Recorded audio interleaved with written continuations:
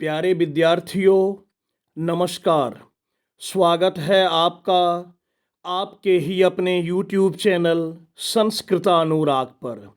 विद्यार्थियों, आज मैं 9वीं कक्षा के विद्यार्थियों के लिए संस्कृत विषय का आदर्श प्रश्न पत्र अर्थात मॉडल क्वेश्चन पेपर सेट 2 प्रस्तुत करने जा रहा हूँ। यह आदर्श प्रश्न पत्र झारखंड शैक्षिक अनुसंधान एवं प्रशिक्षण परिषद रांची द्वारा छात्र हित में जारी किया गया है, जो द्वितीय सावधिक परीक्षा 2021-2022 के विद्यार्थियों के लिए अत्यधिक उपयोगी है। तो प्रस्तुत है आदर्श प्रश्न पत्र सेट 2। सेट 2 40 अंकों के लिए है। इसके पहले भी 40 अंकों का सेट 1 मैं प्रस्तुत कर चुका हूँ। इस प्रश्न पत्र के लिए निर्धारित समय 1.5 घंटे का होगा और जैसा कि मैंने कहा फुल मार्क्स 40 अंक निर्धारित है।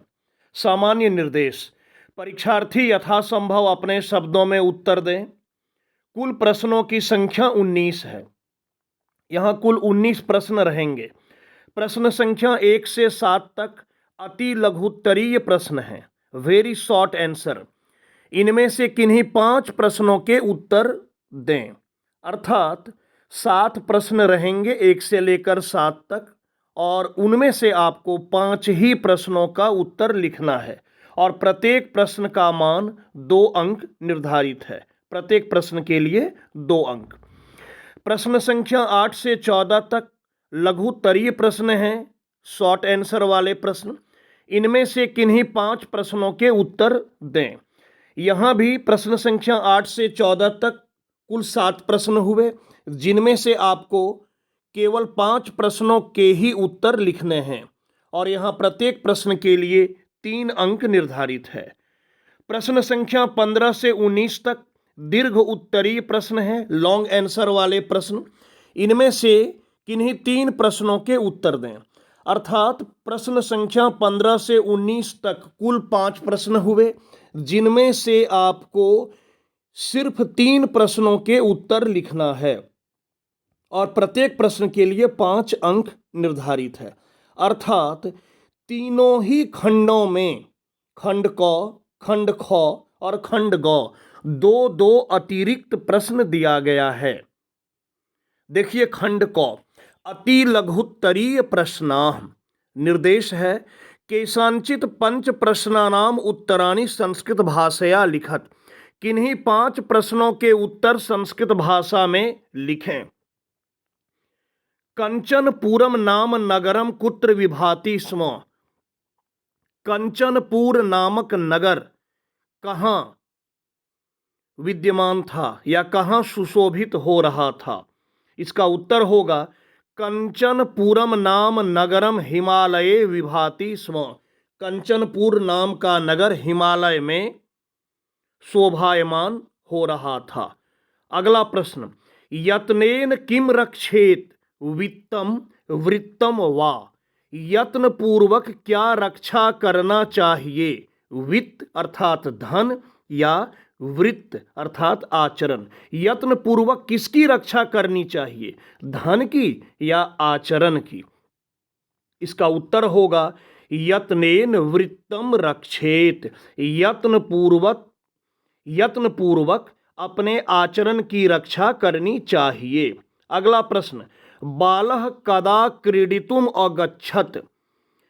लड़का या बच्चा कब खेलने के लिए गया? इसका उत्तर होगा बालः पाठशाला गमन वेलायाम क्रीडितुम अगच्छत। लड़का पाठशाला जाने के समय, पाठशाला गमन की वेला में खेलने के लिए गया। अगला प्रश्न: के मधु संग्रह व्यग्राह अभवन। कौन मधु को संग्रह करने में व्यस्त थे? इसका उत्तर होगा मधुकराः। मधु संग्रह व्यग्राह अभवन। मधुकर अर्थात भौरे मधु संग्रह करने में व्यग्र थे। पांचवा प्रश्न, कस्य मनोरथः भग्नः अभवत्, किसका मनोरथ भग्न हुआ, अर्थात किसका मनोरथ टूट गया। इसका उत्तर होगा बालस्य मनोरथः भग्नः अभवत्, बच्चे का मनोरथ भग्न हुआ। अगला प्रश्न, मार्ग भ्रांतः संध्याम कुत्र उपेति, मार्ग भ्रांतः रास्ता भटका हुआ व्यक्ति शाम को या संध्या काल को कहाँ लौट आता है। इसका उत्तर होगा मार्ग भ्रांतः संध्याम गृहम उपेति, रास्ता भटका हुआ व्यक्ति संध्या काल में या शाम में घर लौट आता है। सातवां प्रश्न, अन्ते तपोदत्तः विद्या ग्रहणाय कुत्र गतः, अंत में तपोदत्त विद्या ग्रहण करने के लिए कहाँ गया। इसका उत्तर होगा अन्ते तपोदत्तः विद्या ग्रहणाय गुरुकुलम गतः, अंत में तपोदत्त विद्या ग्रहण करने के लिए गुरुकुल गया। खंड ख, लघुत्तरीय प्रश्न। ये अगला खंड है खंड ख, जिसमें लघुत्तरीय प्रश्न है। निर्देश है केषांचित पंच प्रश्नानाम उत्तराणि लिखत, किन्हीं 5 प्रश्नों के उत्तर लिखें। आठवां प्रश्न, अधोलिखितेषु पदेषु उपसर्गान पृथक कृत्वा लिखत, नीचे लिखे गए पदों में उपसर्गों को अलग करके लिखें। प्रतिभाति, उपगता, वितरन्ति। इसका उत्तर देखिए, प्रतिभाति में उपसर्ग है प्रति, उपगता में उपसर्ग है उप, और वितरन्ति में उपसर्ग है वि। तो आप उत्तर में सिर्फ प्रति, उप और वि भी लिख सकते हैं। मैं यहाँ पूरा लिख दिया हूँ, प्रतिभाति लिख के दिखाया हूँ कि इसमें उपसर्ग क्या है। यहाँ आपको उपसर्ग को अलग करने कहा था। अगला प्रश्न है प्रश्न संख्या 9, क स्तंभे विशेषणानि ख स्तंभे च विशेष्यानि दत्तानि तानि समुचितम योजयत। क स्तंभ में विशेषण है और ख स्तंभ में विशेष्य है, इन दोनों को जोड़ना है। तो दानवीरः क स्तंभ में, अनश्वरः और कुल क्रमागतः, और ख स्तंभ में है परोपकारः, जीमूतवाहनः और कल्पतरुः। अब उत्तर होगा दानवीरः तो जीमूतवाहनः, क्योंकि जीमूतवाहन दानवीर था। अनश्वरः परोपकारः, परोपकार कभी नष्ट नहीं होता है। और कुल क्रमागतः कल्पतरुः, वंश परंपरा से प्राप्त हुआ था कल्पतरु। अगला प्रश्न प्रश्न संख्या 10, अधोलिखितानाम पदानाम पर्याय पदम अथवा समानार्थक पदम लिखत। पर्याय पद लिखना है या समानार्थक पद, जिसे पर्यायवाची कहते हैं, सेम मीनिंग वाला, सिनोनिम। देखिए, समीपम, कल्याणम, धरित्रीम। इसका उत्तर होगा समीपम का हो गया अंतिकम, कल्याणम का हो गया शिवम और धरित्रीम का होगा पृथ्वीम। विद्यार्थियों, ऐसा नहीं है कि मैं जो लिख दिया यही होगा समानार्थक पद, इसके अलावे भी दूसरे हो सकते हैं, और यदि आप दूसरा भी लिखेंगे तो आपको पूरा अंक दिया जाएगा। अगला प्रश्न 11, अधोलिखितेषु पदेषु भिन्न वर्गीय पदम चित्वा लिखत। नीचे लिखे गए पदों में भिन्न वर्गीय पद चुनकर लिखें। ऑड वर्ड को चुनकर लिखना है। वक्तव्यम, कर्तव्यम, सर्वस्वम, हंतव्यम। इसका भिन्न वर्गीय पद होगा सर्वस्वम, क्योंकि बाकी सब में तव्यत प्रत्यय का प्रयोग हुआ है। फिर है यत्नेन, वचने, प्रियवाक्य प्रदानेन, मरालेन। इसमें होगा वचने, क्योंकि वचने में सप्तमी विभक्ति का प्रयोग है, बाकी सब में तृतीया विभक्ति लगी है। जंतवः, नद्यः, विभूतयः, परितः। जंतवः, नद्यः, विभूतयः, ये सब प्रथमा बहुवचन में प्रयुक्त होता है, जबकि परितः अव्यय है और परितः का अर्थ होता है चारों ओर, इसलिए ऑड वर्ड हो गया परितः। 12वां प्रश्न, रेखांकित पदमाधृत्य प्रश्न निर्माणम कुरुत। रेखांकित पद को आधार मानकर प्रश्न निर्माण करें। प्रकृति ही जीवन सुखम प्रददाति, इसमें रेखांकित पद है जीवन सुखम, तो प्रश्न बनेगा प्रकृति किम प्रददाति, और वाक्य के अंत में प्रश्नवाचक चिन्ह भी लगाना अनिवार्य है। दूसरा, पर्यावरण रक्षणम धर्मस्य अंगम अस्ति, यहाँ रेखांकित पद है धर्मस्य, तो इसका प्रश्न बनेगा पर्यावरण रक्षणम कस्य अंगम अस्ति, क्योंकि धर्मस्य में षष्ठी एक वचन का प्रयोग है और किम शब्द रूप षष्ठी एक वचन में होता है कस्य। उसके बाद अजात शिशु मातृगर्भे सुरक्षितः तिष्ठति, इसमें रेखांकित पद है मातृगर्भे, इसका प्रश्न बनेगा अजात शिशु कुत्र सुरक्षितः तिष्ठति, मातृगर्भे का अर्थ हुआ माता के गर्भ में, तो प्रश्न बना कि अजन्मा शिशु कहाँ सुरक्षित रहता है। 13वां प्रश्न, कोष्ठक गतेषु पदेषु षष्ठीम विभक्तिम प्रयुज्य रिक्त स्थानानि पूरयत, कोष्ठक में दिए गए पदों में षष्ठी विभक्ति का प्रयोग करके रिक्त स्थानों को पूरा करें। तस्य खाली स्थान है, उद्याने कल्पतरुः आसीत, और कोष्ठक में पद है गृह, तो इसका हो गया गृहस्य, तस्य गृहस्य उद्याने कल्पतरुः आसीत। दूसरा, सह खाली स्थान है, कोष्ठक में है पितृ, तो पितृ में षष्ठी लगाएंगे, होगा पितुः, तस्य पितुः अंतिकम, सह पितुः अंतिकम अगच्छत, यहाँ था सह रिक्त स्थान, तो हो गया पितुः अंतिकम अगच्छत, वह पिता के पास या नजदीक गया। तीसरा है, पहले ही रिक्त स्थान है और है जीमूत वाहन, इसका हो गया जीमूत वाहनस्य सर्वत्र यशः प्रथितम, जीमूत वाहन का सभी जगह यश फैल गया। 14वां प्रश्न, पद रचनाम कुरुत, यहां आपको समस्त पद लिखना है या पद रचना करना है। विग्रह किया हुआ है, समास पर आधारित प्रश्न है। जले चरन्ति इति जलचराः, भूमौ चरन्ति इति भूचराः, न पूर्णः इति अपूर्णाः। विद्यार्थियों, वैसे तो आपके पाठ्यक्रम में समास नहीं है 9वीं कक्षा में, लेकिन आपकी पाठ्य पुस्तक में दिया गया है, इसलिए मॉडल क्वेश्चन में समास पर आधारित भी प्रश्न दिया गया है। अगला खंड है खंड गौ, दीर्घ उत्तरीय प्रश्नाः, दीर्घ उत्तर वाले प्रश्न। केषांचित प्रश्न त्रयाणाम उत्तराणि संस्कृत भाषया लिखत, किन्हीं 3 प्रश्नों के उत्तर संस्कृत भाषा में लिखें। 15वां प्रश्न, भवान अनुरागः, आप अनुराग हैं।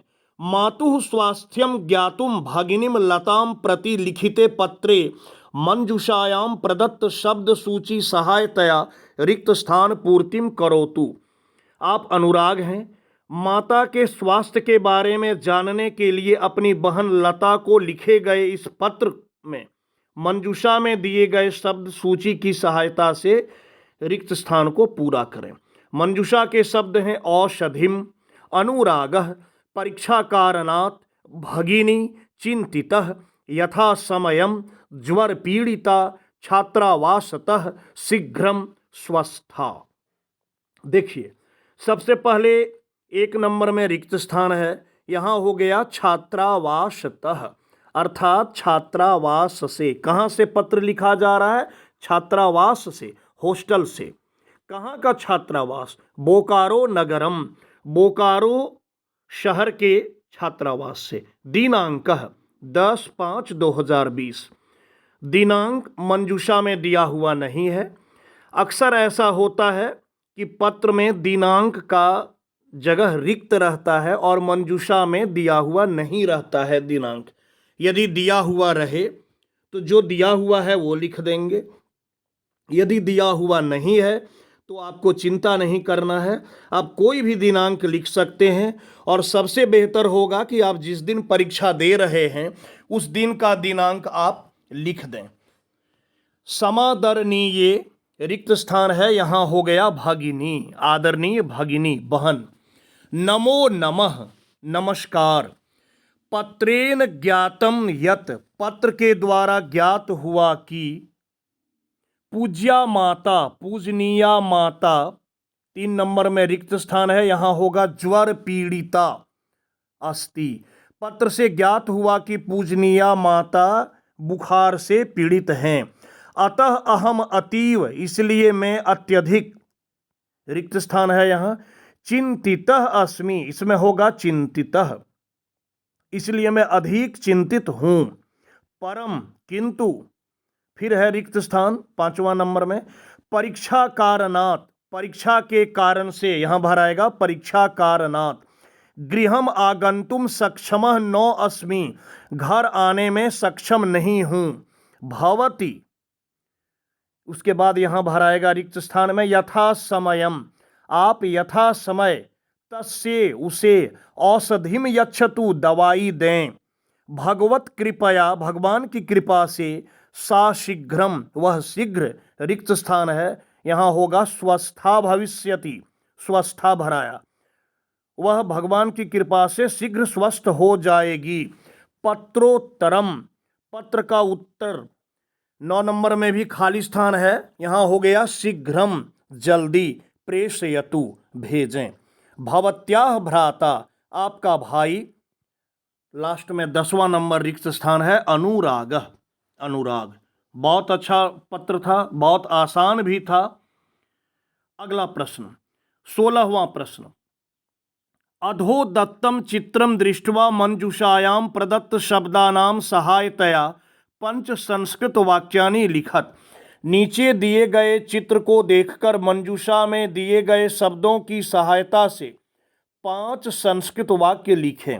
मंजूषा के शब्द हैं वने, धावती, वानराः, वृक्षाः, कूर्दन्ति, सिंहः, पुष्पाणि, गजः, भल्लुकाः, मृगौ, उष्ट्रः, वृक्षेषु इतस्ततः। चित्र देखिए, आप चित्र को देखकर समझ पा रहे होंगे कि यह एक जंतुशाला का चित्र है, यह एक जू का चित्र है। यहाँ चित्र में सिंह दिखाया है, हाथी है, ऊंट है, भालू है, बंदर है, पक्षीगण हैं, पेड़ पौधे हैं, फूल खिले हैं। तो इस पर आपको चित्र निर्माण करना है, चित्र में वाक्य निर्माण करना है। देखिए, इदम एकस्य वनस्य चित्रम अस्ति, यह एक वन का चित्र है, या तो जंतुशाला या वन का। मंजूषा के शब्द से स्पष्ट हुआ कि यह एक वन का चित्र है, तो इदम एकस्य वनस्य चित्रम अस्ति। दूसरा, वने सिंहाः, गजाः, उष्ट्राः, भल्लुकाः, मृगाः इत्यादयः सन्ति। लगभग सभी का जिक्र मैं कर दिया कि वन में सिंह, हाथी, ऊंट, भालू, मृग, हिरन इत्यादि हैं। तीसरा वाक्य, अत्र अनेके वृक्षाः सन्ति, यहाँ अनेक वृक्ष हैं। यह वाक्य बहुत कॉमन है, कई सारे चित्रों में आप इस वाक्य को लिख सकते हैं कि अत्र अनेके वृक्षाः सन्ति, बशर्ते चित्र में वृक्ष रहे तो। अगला वाक्य, वृक्षेषु वानराः इतस्ततः कूर्दन्ति, वृक्षों पर बंदर इधर उधर कूद रहे हैं। अगला वाक्य, यहाँ 4 टाइप हो गया है, 4 नहीं, यह 5वां वाक्य है। अत्र अनेकानि पुष्पाणि विकसितानि सन्ति, यहाँ बहुत सारे फूल विकसित हैं। इसको ऐसे भी लिख सकते हैं, अत्र अनेकानि पुष्पाणि सन्ति, छोटा वाक्य होगा, या फिर ये लिखें। विद्यार्थियों, ये कोई ज़रूरी नहीं है कि चित्र वर्णनम में मैंने जो वाक्य लिखा आपको वही लिखना है। आप इसके अलावे भी कई वाक्य आप बना सकते हैं। वैसे आपको कुल 5 ही वाक्य लिखना है, लेकिन ध्यान रहे आपके वाक्य व्याकरणिक दृष्टि से सही हों और चित्र पर आधारित हों। अगला प्रश्न, 17वां प्रश्न। दीपावली इति विषयम अधिकृत्य मंजूषा पद सहाय्येन पंच संस्कृत वाक्यानि लिखत। दीपावली विषय पर मंजूषा में दिए गए शब्दों की सहायता से 5 संस्कृत के वाक्य लिखें। दीपानाम अवली मंजूषा के शब्द हैं। रात्रौ, अमावस्या, अंधकारः, श्रीरामः अयोध्यां प्रजाः प्रसन्नाः आगतः निशायाः दूरीकृतः मिष्टान्नानि दीपान् ज्वालयामः सर्वत्र उल्लासः हर्षः। अब देखिए वाक्य, दीपानाम अवली दीपावली कथ्यते, दीपों की अवली दीपावली कहलाती है, दीपों की पंक्ति। दूसरा वाक्य, दीपावली अमावस्या तिथौ भवति, दीपावली अमावस्या तिथि में होती है। तीसरा वाक्य, अस्मिन् दिवसे श्री रामः रावणं हत्वा अयोध्याम आगतः, इस दिन श्री राम रावण को मारकर अयोध्या आए थे। चौथा वाक्य, अस्मिन् अवसरे जनाः रात्रौ दीपान प्रज्वालयन्ति, इस अवसर पर लोग रात में दीपों को प्रज्वलित करते हैं, जलाते हैं। और पांचवा एवं अंतिम वाक्य, यहाँ 5 के जगह पर 4 गलती से टाइप हो गया है। सर्वे जनाः प्रसन्नाः भवन्ति मिष्टान्नानि खादन्ति च, सभी लोग प्रसन्न होते हैं और मिठाइयों को खाते हैं। यहाँ भी आप चाहें तो मैं जो वाक्य लिखा हूँ इसके अतिरिक्त आप दूसरा वाक्य भी बना सकते हैं, लेकिन आपके वाक्य दीपावली पर आधारित होना चाहिए और शुद्ध शुद्ध होना चाहिए।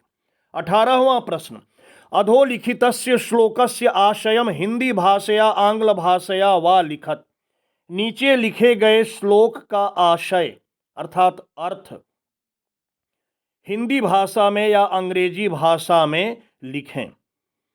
गुणेष्वेव हि कर्तव्यः प्रयत्नः पुरुषेः सदा, गुण युक्तो दरिद्रोपि नैश्वरे अगुणेः समः।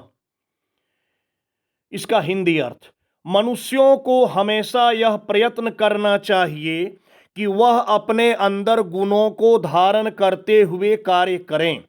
मनुष्यों को चाहिए कि अपने अंदर गुणों को धारण करते हुए ही कार्य करें, क्योंकि गुण से युक्त दरिद्र व्यक्ति भी, यदि कोई व्यक्ति गुणवान है किंतु दरिद्र है, सभी जगह प्रतिष्ठा या सम्मान को प्राप्त करते हैं। दरिद्र व्यक्ति भी यदि गुणवान है तो उसे हर जगह सम्मान मिलता है, जबकि गुणहीन व्यक्ति ऐश्वर्यशाली या प्रभुत्वशाली होते हुए भी समाज में प्रतिष्ठा या मान सम्मान को प्राप्त नहीं करता है। ये था इसका आशय। अब इस आदर्श प्रश्न पत्र का अंतिम प्रश्न, प्रश्न संख्या 19, अधोलिखितम अनुच्छेदम पठित्वा प्रदत्त प्रश्नानाम उत्तराणि लिखत, नीचे लिखे गए अनुच्छेद को पढ़कर दिए गए प्रश्नों के उत्तर लिखें। एक अनुच्छेद दिया है, अनुच्छेद को पढ़कर इसका उत्तर लिखना है, जो प्रश्न दिया है उसका उत्तर लिखना है। प्रातः कालः अतीव मधुरः कालः भवति, प्रातः काल बहुत मधुर काल होता है। यदा स्वच्छे आकाशे सूर्यः उदेति तदा अंधकारः दूरे गच्छति, जब स्वच्छ आकाश में सूर्य उदय होता है तब अंधकार दूर चला जाता है। सर्वत्र प्रकाशः एव प्रकाशः भवति, सभी जगह प्रकाश ही प्रकाश होता है, रोशनी होती है। पक्षिणः यत्र तत्र भ्रमन्ति, पक्षीगण इधर उधर घूमते हैं। मधुरेन स्वरेन मधुरम गीतम गायन्ति च, और मधुर स्वर से मधुर गीत गाते हैं। सरोवरेषु कमलानि उद्यानेषु च विभिन्नानि पुष्पानि विकसन्ति, सरोवर में कमल और उद्यानों में विभिन्न प्रकार के फूल खिलते हैं। तेषु भ्रमराः सानंदम विचरन्ति, उन पर भंवरे आनंद पूर्वक विचरण करते हैं। शीतलः वायु वहति, ठंडी हवा बहती है। संपूर्णम वातावरणम सुगंधमयम भवति, संपूर्ण वातावरण सुगंधमय होता है। भ्रमणशीलाः प्रसन्नाः जनाः उद्यानेषु भ्रमन्ति, भ्रमण करने वाले लोग प्रसन्नता पूर्वक उद्यानों में भ्रमण करते हैं। केचन तत्रैव व्यायामं कुर्वन्ति, कुछ वहीं व्यायाम करते हैं। अनेके बालाः अपि उद्यानेषु यत्र तत्र धावन्ति क्रीडन्ति च, अनेक बच्चे भी उद्यान में यहाँ वहाँ दौड़ते हैं और खेलते हैं। ते अतीव प्रसन्नाः सन्ति, वे लोग बहुत प्रसन्न हैं।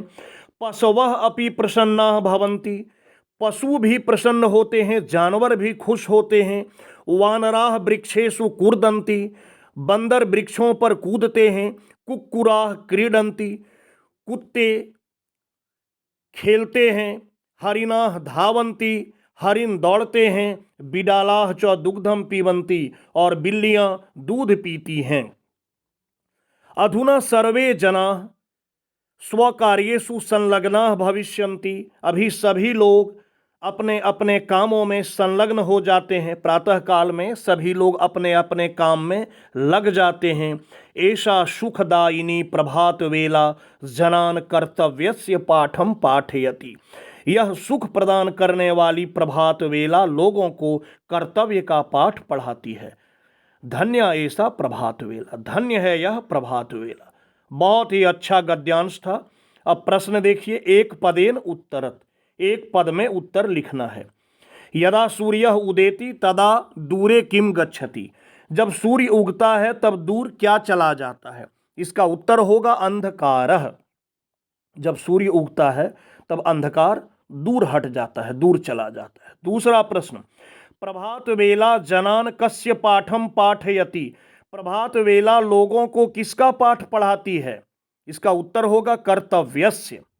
तीसरा प्रश्न, भ्रमराः कुत्र सानंदम विचरन्ति, भंवरे कहाँ आनंद पूर्वक विचरण करते हैं? इसका उत्तर होगा पुष्पेषु, फूलों पर। अगला प्रश्न, सूर्य कुत्र उदेति, सूर्य कहाँ उगता है? इसका उत्तर होगा आकाशे, आकाश में। अगला प्रश्न, पूर्ण वाक्येन उत्तरत, पूर्ण वाक्य में उत्तर दें, फुल सेंटेंस में उत्तर दें। पहला प्रश्न, बालाः उद्यानेषु किम कुर्वन्ति, बच्चे या लड़के उद्यान में क्या करते हैं? इसका उत्तर होगा बालाः उद्यानेषु यत्र तत्र धावन्ति क्रीडन्ति च, बच्चे उद्यान में यहाँ वहाँ दौड़ते हैं और खेलते हैं। दूसरा प्रश्न, सरोवरेषु किम भवति, सरोवरों में क्या होता है, तालाबों में क्या होता है? इसका उत्तर होगा सरोवरेषु कमलानि उद्यानेषु च विभिन्नानि पुष्पानि विकसन्ति, सरोवरों में कमल और उद्यानों में विभिन्न फूल खिलते हैं। आप चाहें तो यहाँ प्रश्न दिया है कि सरोवरेषु किम भवति, सरोवरों में क्या होता है, तो आप चाहें तो सरोवरेषु कमलानि विकसन्ति इतना भी लिख सकते हैं। और अंतिम प्रश्न, अस्य अनुच्छेदस्य कृते समुचितम शीर्षकम लिखत, इस अनुच्छेद के लिए समुचित शीर्षक लिखिए। तो इसका सबसे सटीक शीर्षक होगा प्रातः कालः, या प्रातः कालस्य वेला, या कोई और भी सटीक शीर्षक आप लिख सकते हैं। तो प्यारे विद्यार्थियों, यह प्रस्तुति हमारे बहुप्रतिष्ठित YouTube चैनल संस्कृतानुराग की ओर से थी। प्यारे विद्यार्थियों, अगर आपको आज का मेरा यह वीडियो पसंद आया हो तो कृपया इसे आप लाइक, कमेंट एवं शेयर करके मुझे प्रोत्साहित करने का कार्य करें, ताकि आगे आपके लिए मैं और भी बेहतर एवं उपयोगी वीडियो बनाने का कार्य करता रहूं। साथ ही मेरे इस चैनल संस्कृतानुराग को यदि आप अब तक सब्सक्राइब नहीं किए हैं तो इसे आप अवश्य सब्सक्राइब कर लें एवं नोटिफिकेशन को भी ऑन कर लें, ताकि मेरे द्वारा इस चैनल पर अपलोड किए गए प्रत्येक वीडियो की सूचना सर्वप्रथम आपको प्राप्त हो सके। तो आज के लिए इतना ही। सबों को मेरी ओर से बहुत बहुत धन्यवाद।